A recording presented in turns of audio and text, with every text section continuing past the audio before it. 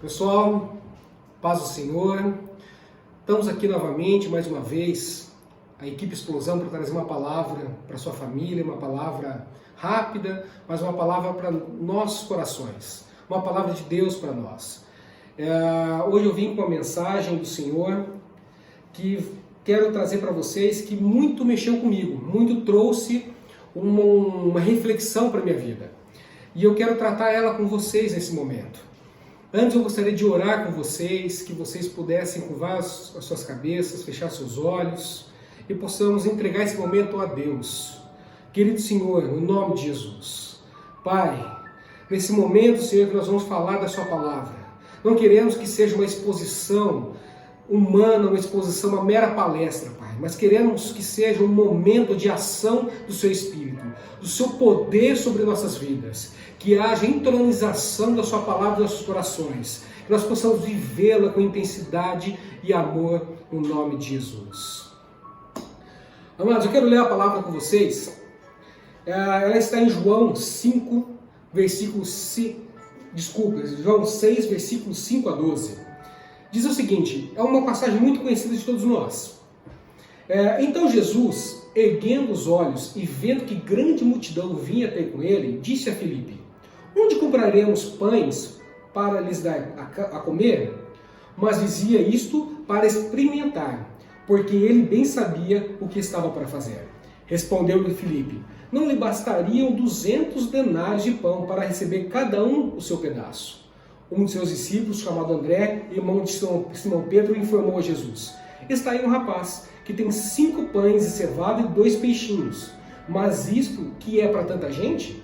Disse Jesus: fazei o povo assentar-se, pois havia naquele lugar muita relva. Assentaram-se, pois, os homens em número de quase 5.000. Então Jesus tomou os pães e, tendo dado graças, distribuiu-os entre eles, e também igualmente os peixes, quanto queriam. E quando já estavam fartos, Jesus disse a seus discípulos: recolhei os pedaços que sobraram, para que nada se perca. Amados, essa passagem é muito conhecida de todos nós, o milagre dos pães e do peixe. Mas eu queria tratar com vocês um ponto que normalmente passa desapercebido nos nossos olhos. É esse final, em que Jesus pede: recolhei os pedaços que sobraram, para que nada se perca. Esse para que nada se perca sempre mexeu muito comigo e sempre trazia uma indagação para minha mente, para o meu coração. Ora, se Jesus é o autor de todo esse milagre, o autor daquele que transformou todos 5 pães e 2 peixinhos em uma fartura para toda aquela multidão, como ele poderia pedir para que se recolhesse aos pedaços para que nada se perdesse? Ora, era simplesmente ele poderia, a qualquer momento, transformar novamente pães e peixes e multiplicá-los. E aí sempre veio esse questionamento, essa reflexão no meu coração. Pois bem, um dia o Senhor me falou, trouxe bem claro no meu coração o seguinte: o quanto eu já dei a você e que muitas vezes você deixou de se perder. E aí veio para minha mente o seguinte: aquele pão, aquele pedaço de pão não era simplesmente um pão feito por um padeiro, feito por uma pessoa, feito por um ser humano. Era um pão, era uma decorrência de um milagre de Deus. Então não estava se recolhendo pedacinhos de pães, estava se recolhendo milagres de Deus para levar para suas casas. Aquilo que o Senhor já proveu para nós, tudo que Ele proveu, não é só para aquele momento, é para que nós recolhamos. E nada disso que Ele fez para nós, nem a palavra que Ele trouxe para nós, nada daquilo que Ele ensinou para nós seja perdido no decorrer do tempo. E isso nós devemos aprender. E isso tocou muito o meu coração, tocou muito essa reflexão para mim. E eu gostaria de trazer essa palavra para você sobre aquilo que se pode perder, para que nada se perca. Nós temos um momento tão diferente em nossas vidas, algo que nunca vimos, nunca nossos pais, nossos avós viveram, que é esse tempo de isolamento social, um tempo tão diferente por conta de uma pandemia, por causa de um vírus, todos nós isolados nos nossos lares, muitas vezes não trabalhando, outras vezes trabalhando, mas sempre com aquele receio nosso do que pode acontecer.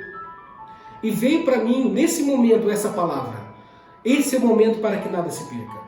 E eu queria trazer para vocês uma reflexão: o que o Senhor Jesus fez antes da pandemia e que muitas vezes deixamos se perder, e que é o tempo de recolher os pedaços e construirmos novamente.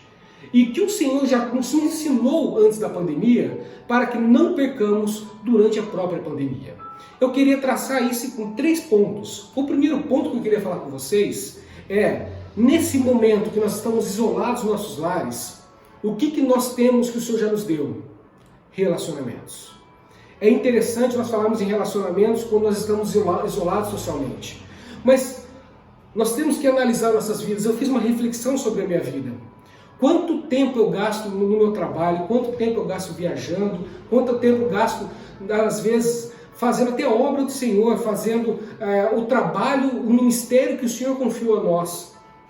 Quanto tempo a gente gasta com isso? E muitas vezes nós deixamos de lado o principal do nosso relacionamento, o relacionamento com o Senhor Jesus. Às vezes a gente sempre tem costume de fazer falar para o Senhor Jesus, eu não oro mais porque eu não tenho tempo, porque meu trabalho é muito corrido, minha família exige muito de mim, tudo exige muito de mim, por isso eu tenho pouco tempo para o Senhor. Muitas vezes eu deixo de permanecer na sua palavra, ler e introduzir a palavra do Senhor no meu coração, porque eu não tenho tempo.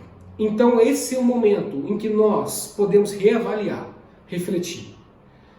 Se nós perdemos isso, se nós deixamos isso se perder antes da pandemia, é o momento de nós recuperarmos. Recuperarmos o que é um relacionamento com o Senhor.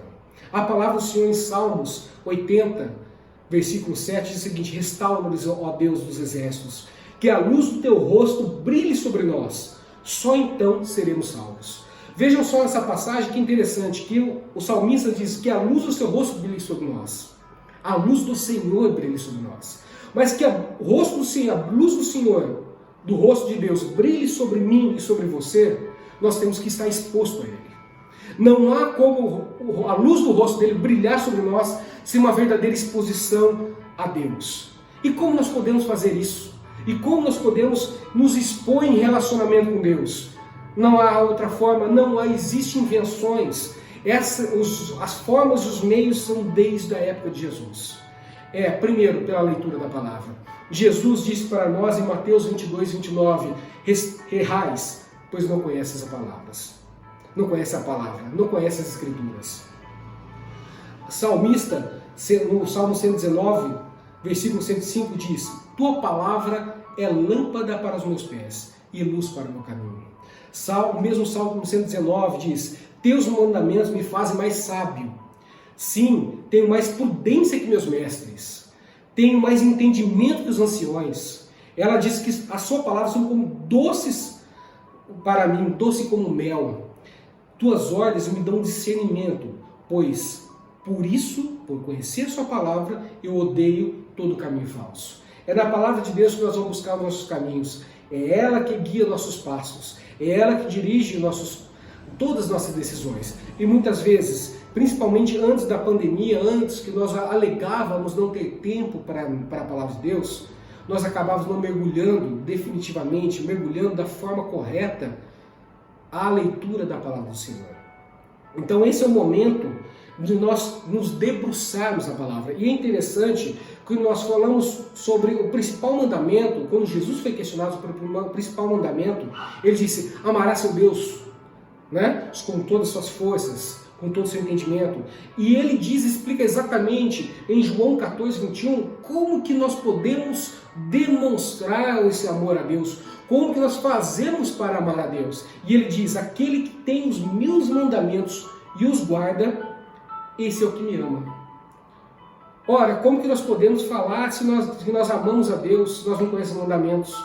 E como nós podemos guardar algo que nós não conhecemos? Então não existe meio de nós amarmos a Deus senão conhecer os mandamentos e guardar os nossos corações. Então, sem conhecer os mandamentos, sem conhecer a palavra do Senhor, é impossível demonstrar amor por Deus. Então esse é o momento de resgate desse relacionamento tão importante com Deus, por meio da leitura da palavra do Senhor. E qual mais outra forma, além da leitura da palavra de Deus, que nós podemos nos relacionar com o Senhor?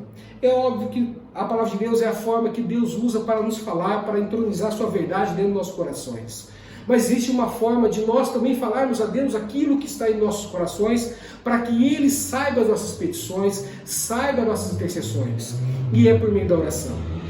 E Jesus disse em Mateus 6,6, mas quando orarem, cada um vá ao seu quarto, feche a porta e ore seu Pai em segredo.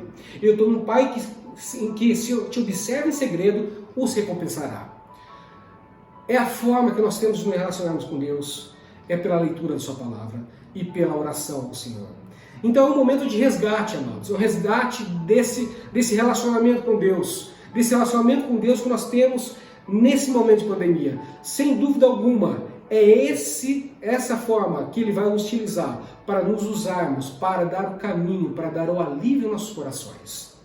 Mas não existe só relacionamento com Deus que deve ser resgatado nesse tempo tão difícil e tão diferente de isolamento social. Porque nós estamos isolados das pessoas de fora, mas estamos muito perto das pessoas de dentro.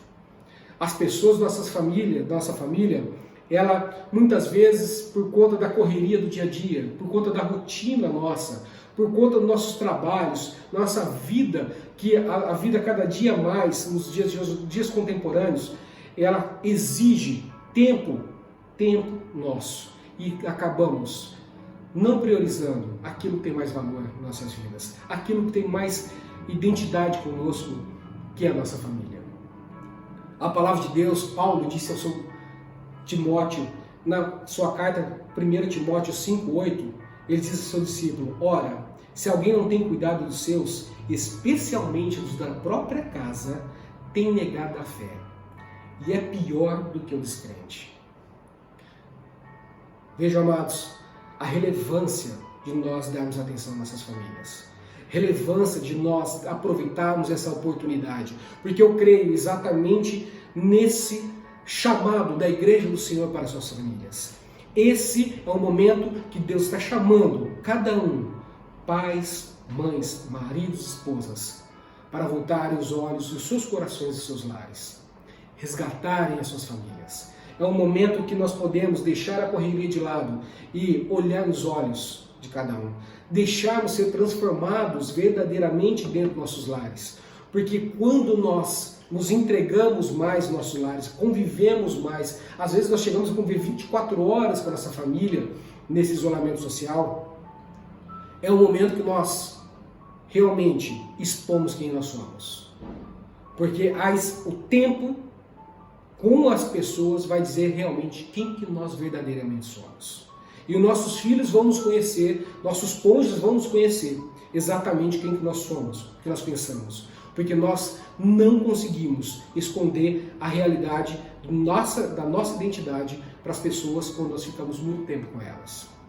E o inverso também é verdadeiro. Nós conhecemos nossa família, conhecemos nosso cônjuge, conhecemos nossos filhos, as suas necessidades, os seus gostos, o que dá prazer a eles, o que dá alegria para eles, o que causa tristeza a eles. Então é um momento de resgate de famílias, da sua família e da minha família. É um momento que nós podemos debruçar todos os dias, sim, todos os dias, com a nossa família, um tempo de oração.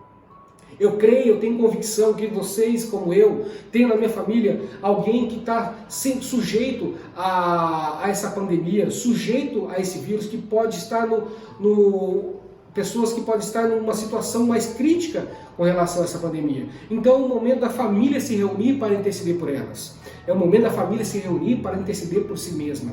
É o momento dos pais imporem as mãos dos filhos e orarem. É o momento de nós podermos compartilhar um pouco da palavra do Senhor.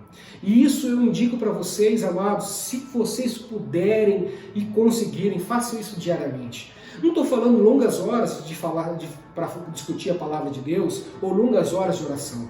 É um momento só de se parar numa sala, numa sala de TV, com a televisão desligada, com os celulares desligados, poucos minutos, um momento de intercessão um pelo outro. É um momento de leitura de um versículo bíblico e colocar a família para conversar. Aí nós vamos conhecer o que nossos filhos pensam da palavra de Deus. Ali nós damos oportunidade para nossos filhos falarem Eles vão ter liberdade de falar o que eles pensam do Senhor. Porque às vezes a gente acha que nossos filhos conhecem a Deus assim como nós conhecemos, mas não, a cabeça deles é diferente, eles funcionam diferente. Muitas vezes nós temos crianças que têm um entendimento diferente de Deus, adolescentes que já criaram um discernimento diferente do Senhor. E que muitas vezes, pela nossa ausência, às vezes um pouco de negligência nossa, o mundo trouxe à mente deles ideias forjadas, fajutas, do que é o reino de Deus, do que é o nosso Senhor.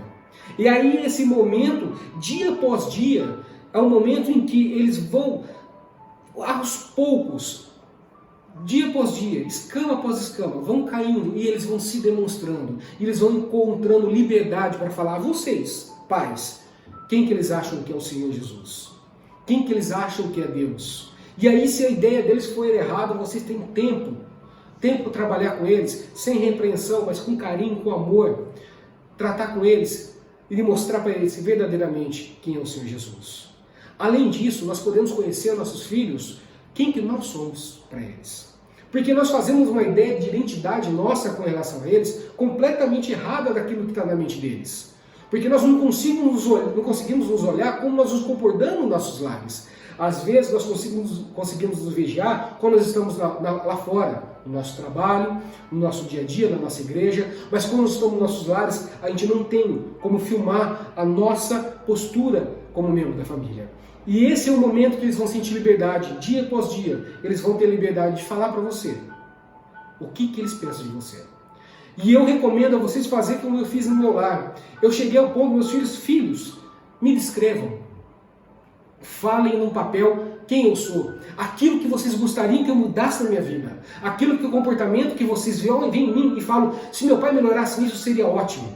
E eles puderam ter liberdade de apontar os meus defeitos. E eu olhei aqueles defeitos, lógico, no momento que vem eles, você sente aquele aperto no coração, mas você fala: glória a Deus, porque o Senhor está me dando oportunidade. Oportunidade de arrependimento. E arrependimento, não existe reino de Deus sem o arrependimento.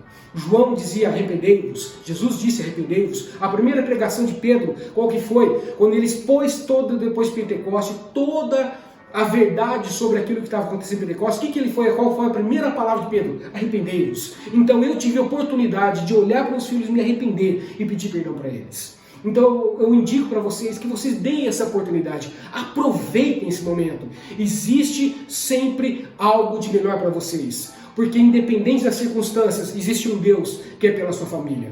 Então nós temos duas formas, dois relacionamentos para nos recuperarmos, para nós demonstrarmos que não está perdido. O relacionamento com Deus e o relacionamento com essa família. Esse é o primeiro ponto que eu queria falar com vocês. O segundo ponto é um momento que nós, como igreja do Senhor, eu e você como igreja do Senhor, nós temos a oportunidade de demonstrar para o mundo quem nós somos. Porque nesse tempo existe sempre aquela sensação de que parece que vem um instinto dentro de nós de egoísmo. Né? Nós temos uma tendência egoísta de demonstrar nesses momentos. Eu não sei se isso acontece comigo, mas deve acontecer com vocês também, porque existe uma expectativa de finalização, de dificuldade, de insuficiência de recursos, né? Seja para a nossa família, seja para o dia vindouro. Nós não sabemos quanto tempo isso vai durar, e nós olhamos os nossos recursos, olhamos o nosso armazenamento de alimentos, nossa geladeira, as nossas contas bancárias, e começamos a analisar: será que isso tudo, quanto isso tudo vai durar? Será que eu vou resistir a isso? Existe uma tendência de nós endurecermos nossos corações nesses momentos. Existe uma tendência de nós olharmos lá para fora e falarmos: cada um agora é o momento de cada um se virar. Mas não é isso que a palavra do Senhor nos diz. A palavra diz em 1 João, capítulo 4, versículos 7 e 8: amados, amemo-nos uns aos outros, porque o amor procede de Deus, e todo aquele que ama é nascido de Deus e conhece a Deus. Aquele que não ama não conhece a Deus, pois Deus é amor. Devemos mostrar o amor de nós, nosso amor pelas pessoas, o amor que Deus deu para nós, que deu o seu Filho, o seu único Filho, para que nós pudéssemos viver com Ele. Esse amor, nós temos que corresponder às pessoas. Quando nós falamos de relacionamento com Deus, nós estamos falando de uma demonstração de amor ao próprio Deus. E quando nós falamos de ajudar o próximo, nós estamos falando de um amor ao próximo. Mateus 5,42 diz o seguinte: dá quem te pedir, e não te desvies daquele que quiser te pedir emprestado. Essa palavra diz para mim e para você hoje. Muitos estão com necessidade, muitos estão com escassez de recursos já nos nossos lares. E eles precisam de nós, precisam da minha e da sua ajuda. Precisam que nós estendamos nossas mãos para eles. Precisam que nós reconheçamos a necessidade deles. Em Gálatas 6,10 diz o seguinte: então, enquanto temos tempo, enquanto estamos no tempo da pandemia, façamos bem a todos, mas principalmente aos domésticos da fé. Vamos olhar para nossos irmãos amados. Nós podemos ter irmãos na própria equipe que podem estar necessitados de ajuda. Podemos ter irmãos na nossa igreja, no nosso corpo de Cristo, que estão necessitados de nossa ajuda. E muitas vezes a gente tenta ignorar isso, fazer vista grossa. Por quê? Porque nós temos receio de que falte para nós. Mas não há um justo que vai pedir, que vai necessitar de recursos. A palavra nos garante que o Senhor nunca vai deixar de prover a minha e a sua necessidade. Então esse é o momento que nós estendemos as mãos e mostrar para o mundo quem que é a igreja do Senhor. E mostrar para o mundo que nós, por mais que nós saibamos as circunstâncias externas, sabemos que é um Deus que provê para nós e que nós podemos estender as mãos para os próximos. Isso eu queria falar com vocês como segundo ponto. Nós devemos abençoar vidas, suprindo as suas necessidades. E o terceiro ponto que eu quero finalizar com vocês, que eu quero finalizar principalmente para aqueles, também para aqueles que muitas vezes estão justamente no momento de necessidade. Um momento de necessidade porque os seus recursos acabaram, os seus recursos financeiros acabaram, a sua provisão material está no fim. Ou porque no seu lar vocês não conseguiram administrar a situação de hoje por conta do excesso de contato entre os familiares. Vocês estão com dificuldade de relacionamento, que vocês estão isolados dentro da própria família. Eu quero falar com vocês que nesse momento acabam se contagiando por uma ansiedade diante do dia que virá, do dia vindouro, do momento que virá. Eu quero falar com você também, que está falando me ouvindo nesse momento, e que muitas vezes tem no seu coração uma ansiedade com relação ao seu emprego, com relação à sua família, com relação aos estudos do seu filho. Eu quero trazer para você que um outro ponto que nós devemos sempre guardar, independente das circunstâncias, é a fé no Senhor. A palavra diz o seguinte, em Salmos 42,5: por que estás abatida, minha alma? Por que te perturbas dentro de mim? Espera em Deus, pois ainda o louvarei, a Ele meu auxílio e Deus meu. Amados, veja que o salmista, o que ele faz? Ele volta-se para a própria alma. Nós sabemos que nós somos seres tripartites, corpo, formado de corpo, alma e espírito. E sabemos que o Espírito Santo se manifesta por meio do nosso espírito. E o Espírito nosso, quando recebe a mensagem, a verdade por meio do Espírito Santo, ele transmite à nossa alma e tenta fazer com que nosso corpo viva com intensidade aquilo que o Espírito Santo transmitiu ao nosso espírito. Vejam que nesse momento o salmista diz para a própria alma: por que estás abatida? Ele se volta a si mesmo. Ele não se conforma com o que ele está pensando. Ele não se conforma com o abatimento dele. E essa mensagem que eu quero trazer para vocês nesse momento: não se conforme com o abatimento que você está. Não se conforme com a ansiedade do seu coração. Não permita que isso te envolva e te domine nesses tempos. Eu gosto de dizer que nós somos como se fosse uma carruagem, em que sempre está 2 cavalos e um cavaleiro. Nós vamos definir quem que é o cavaleiro e quem que são os cavalos. A nossa alma, se ela tiver como cavaleiro e o nosso corpo e o nosso espírito forem os cavalos, nossos sentimentos vão dominar a nossa vida. Nossos sentimentos vão deixar conduzir os nossos dias e as nossas decisões. Isso não é razoável, isso não é interessante para nós. Se nós deixarmos nosso corpo ser o cavaleiro e nosso espírito e nossa alma serem os cavalos, é como se o nosso corpo dominasse e a nossa carne, os nossos instintos pudessem dominar nós e nós seríamos criaturas completamente pecaminosas. Isso também não é desejável. O desejável é que nosso espírito seja o cavaleiro e ele domine como 2 cavalos a nossa alma e o nosso corpo. É esse desejo do salmista. Volte a alma a ser um cavalo, porque o cavaleiro é o espírito que é dominado e gerido pelo Espírito Santo. Então nós temos determinações no nosso coração para dirigir, para afastar todo tipo de fraqueza nos nossos dias. Nós devemos dominar os nossos sentimentos, dominar a nossa alma. E a palavra de Deus nos diz justamente isso. Quando em Filipenses, Paulo diz a eles, no capítulo 4, versículo 6, não andem ansiosos de coisa alguma. Em tudo, porém, sejam conhecidas diante de Deus as vossas petições, pela oração e pela súplica, com graças, com ações de graças. Há uma ordem para nós, não andeis ansiosos. O que isso quer dizer? Que há uma tendência minha e sua de ficarmos ansiosos num momento tão grave como esse. Há uma tendência da minha alma querer gerir o meu comportamento e as minhas decisões num momento como esse. Há um sentimento que tenta extravasar dentro de mim, que quer me deixar muitas vezes preocupado, nervoso nos dias de hoje. E ele diz, não andeis ansiosos, mas não, façam conhecidas as suas petições diante de Deus. Ou seja, ele diz, pegue toda a ansiedade que você está e dirija-se ao Senhor. Extravase ao Senhor, entregue a Deus toda a sua preocupação, toda essa ansiedade sua.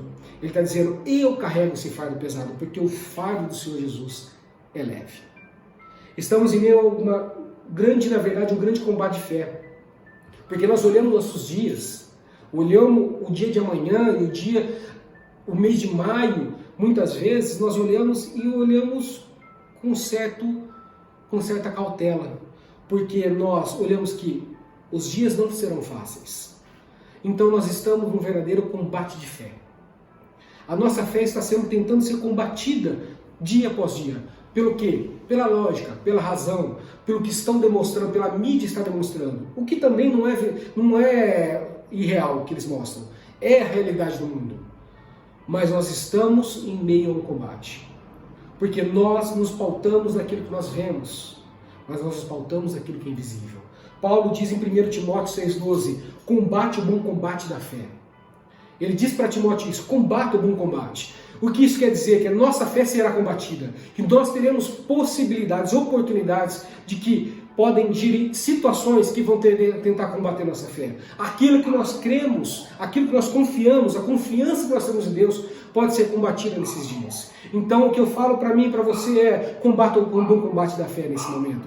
Creia no Senhor. A palavra de Deus em Mateus 6, 27, 34 até 34, mas eu vou ler só um versículo primeiro. Jesus diz para os seus discípulos, qual de vós, por ansioso que esteja, pode acrescentar um côvado ao curso de sua vida? A ansiedade não vai trazer benefício para nós. A ansiedade não vai trazer nada para nós. O que vai trazer é prejuízo, porque nós vamos acabar descarregando naquelas pessoas que estão em contato com a gente, que são os nossos familiares. Enquanto que nossos familiares olham para nós e querem olhar em nós um espelho de confiança e fé no Senhor. E a palavra diz em Salmos 125:1, diz, os que confiam no Senhor são como o monte Sião, que não se abala, firme para sempre. Então nós devemos caminhar em fé. E eu lembro para vocês a história bem conhecida a todos nós, dos 2 espias, dos 12 espias que foram enviados por Moisés à terra prometida. E somente Josué e Caleb voltaram e falaram, olha, realmente é uma terra em que emana leite e mel. É uma terra maravilhosa, mas existem gigantes. Mas Caleb e Josué, eles não negaram a existência dos gigantes. Eles não negaram a existência do problema. Eles não negaram a existência das circunstâncias. Mas eles declararam que o Deus deles é muito maior do que qualquer circunstância. O Deus deles é muito maior do que qualquer gigante. E é nessas promessas que nós vamos pautar desses dias. É nessas promessas que nós devemos confiar. É nessas promessas que nós devemos caminhar. E eu e você, no caminho com o Senhor, nós teremos que combater esse combate da fé. Teremos que confiar no Senhor. E Ele é digno de nossa confiança. Porque até os dias de hoje, Ele nos trouxe. Até os dias de hoje, Ele nos conduziu. E Ele nos conduzirá nos dias seguintes. Podemos confiar. Ele é confiável. Então, para que não deixemos nada que Ele nos deu, quando tempos de fartura, se perca nesse momento. Nós lembremos, para que possamos utilizar esse momento tão diferente, tão diferenciado, para que nós possamos aprimorar o nosso relacionamento com Deus. Nós podemos aprimorar o nosso relacionamento com a nossa família. Veja isso como uma oportunidade dada por Deus, para que nós possamos parar, nos tranquilizar, deixar a poeira baixar e nos relacionarmos com aqueles que realmente, verdadeiramente têm valor para nós. É uma oportunidade de eu e você demonstrarmos o amor que nós já conhecemos do Senhor Jesus e que está no seu coração e no meu coração. O amor que Ele já transmitiu para você e para mim. Esse é o momento. É o momento de nós aplicarmos fé. Mostrar que o nosso destino é bom, porque o nosso Deus, Pai, é todo soberano. Nosso Senhor Jesus já entregou a vida por nós. E o nosso Espírito Santo, Ele é um guia totalmente confiável a mim e você. Que Deus abençoe vocês. Que nós possamos, nesses dias, refletir sobre essa palavra. Pense na sua vida, pense nos seus dias, nesses 3 pontos. O que se perdeu? Não deixe nada se perder. Para que nada que o Senhor Jesus já te fez lá atrás se perca nesse momento. E que nós possamos agora abaixar nossas cabeças e orar para que o Senhor revele no meu e no seu coração aquilo que nós possamos melhorar nos nossos dias. Melhorar e aplicar esses 3 pontos nos relacionamentos, no amor ao próximo e na aplicação da fé nesses dias tão complicados, tão difíceis. E sabemos que o Senhor derramará graça sobre todos nós. Podemos orar, amados? Querido Deus, nesse momento, Pai, a qual nós falamos a Sua palavra, nós entregamos a Ti esse momento e que nossos corações possam ficar reflexivos, como uma oportunidade, uma abertura para o Seu Espírito Santo, transmitir aquilo que nós queremos ouvir de Ti, que é a Sua verdade, a verdade que liberta, a verdade que transforma, que edifica. Que nossas vidas possam ser transformadas, que nós possamos aproveitar esse momento. Sim, um momento complicado, um momento difícil, mas um momento de fartura de relacionamento contigo, um momento de fartura de relacionamento com nossas famílias, um momento de transmissão de amor ao próximo e um momento de transbordar em nossa fé. Que o Senhor traga graça em nossos corações e nossas vidas, no nome de Jesus. Que todos fiquem em paz e Deus abençoe em nome de Jesus. Amém.